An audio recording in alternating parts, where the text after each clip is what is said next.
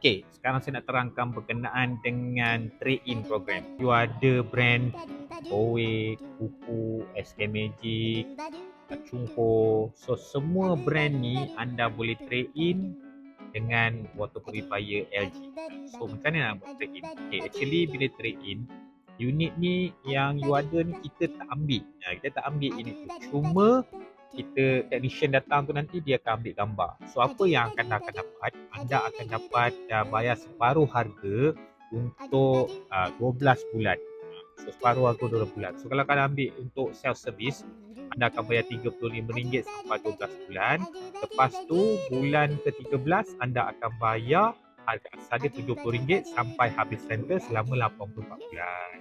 Itu kelebihan kita ada untuk unit rental bagi water purifier LG. Kalau nak order, anda letak dekat saya box biru ataupun dekat nombor phone saya dekat bawah ni. Dan jika anda nak saya buat video-video lain, anda boleh letak dekat